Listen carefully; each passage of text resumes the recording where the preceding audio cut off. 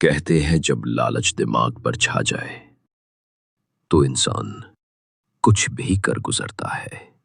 ऐसा ही कुछ हुआ किसी गांव में जब किसी ठग ने साधु को धोखा देने की योजना बनाई और एक दिन वो बन बैठा उसका शिष्य। पर क्या साधु समझ पाया इस छल को? चलिए शुरू करते हैं पंचतंत्र की इस रोमांचक और प्रेरणादायक कहानी को। एक बार की बात है, किसी गांव के मंदिर में देव शर्मा नाम का एक प्रतिष्ठित साधु रहता था। साधु सभी लोगों के साथ अच्छे से पेश आता था, सभी लोगों की मदद करता था।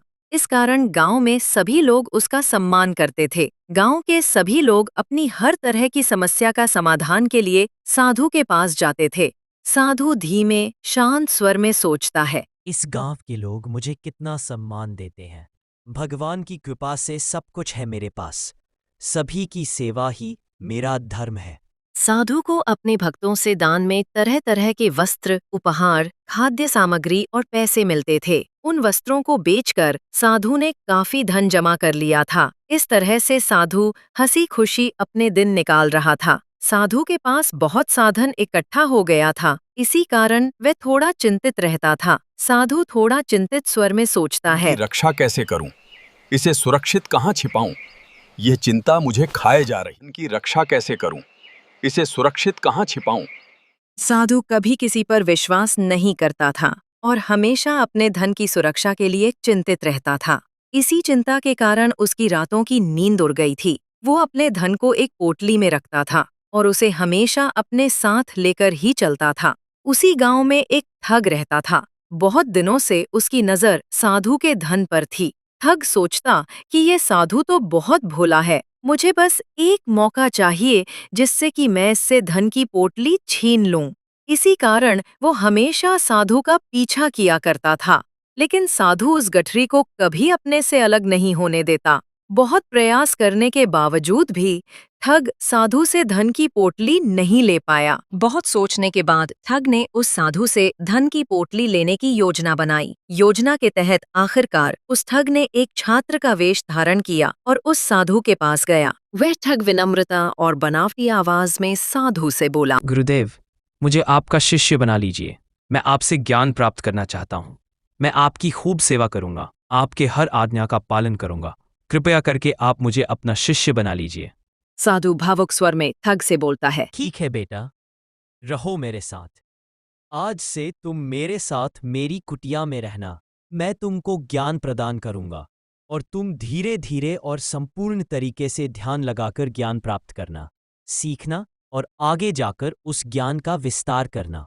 इस तरह से वो ठग साधु के साथ ही कुटिया में रहने लगा। ठग कुटिया की साफ सफाई से लेकर अन्य सभी कार्य भी करता था। ठग उसके खाने से लेकर सोने तक की संपूर्ण व्यवस्था करता है। ठग रात्रि में साधु के चरण दबाता और साधु के सोने के बाद ही खुद सोता था। इस प्रकार ठग ने साधु की रात दिन खूब सेवा की और जल्दी ही उसका विश्वास पात्र बन गया। एक दिन साधु को पास के गांव में एक अनुष्ठान के लिए आमंत्रित किया गया। साधु ने वह आमंत्रण स्वीकार किया और निश्चित दिन साधु अपने शिष्य के साथ अनुष्ठान में भाग लेने के लिए निकल पड़ा। अनुष्ठान में अलग अलग गांव के अलग अलग नामी साधु आए हुए थे। उन सभी के बीच साधु का खूब सम्मान सत्कार हुआ। अनुष्ठान में साधु को धन, वस्त्र, खाने पीने की सामग्री, स्वर्ण आदि दान में मिले। अनुष्ठान में मिले हुए संपूर्ण धन को पोटली में रखकर साधु और ठग अपने घर की ओर निकल पड़े। रास्ते में एक नदी पड़ी और साधु ने स्नान करने की इच्छा व्यक्त की। उसने पैसों की गठरी को एक कंबल के भीतर रखा और उसे नदी के किनारे रख दिया। उसने ठग से सामान की रखवाली करने को कहा। साधु ठग से बोलता है, बेटा, मैं स्नान करके आता हूँ। मेरे पूरे जीवन की जमा पूंजी इस गठरी में है। मैं तुम पर अपने बेटे के समान भरोसा करता हूँ, अतः तुम ये गठरी को संभाल के रखना।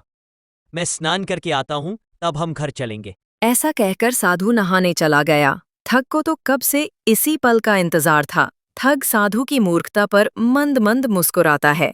ठग मुस्कुराते हुए सोचता है, अब आया असली मौका।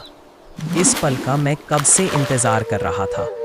साधु के भोले स्वभाव के कारण मुझको यह मौका बिना मेहनत के ही मिल गया। जैसे ही साधु नहाने के लिए नदी में उतरेगा, वैसे ही झट से मैं धन की पोटली को लेकर भाग जाऊंगा। ऐसा सोचता हुआ ठग साधु की मूर्खता और अपनी बुद्धिमानी पर गर्व करता है। जैसे ही साधु नदी में डुबकी लगाने गया, ठग ने आव देखा न ताव, वो रुपयों की गठरी लेकर चंपत हो गया।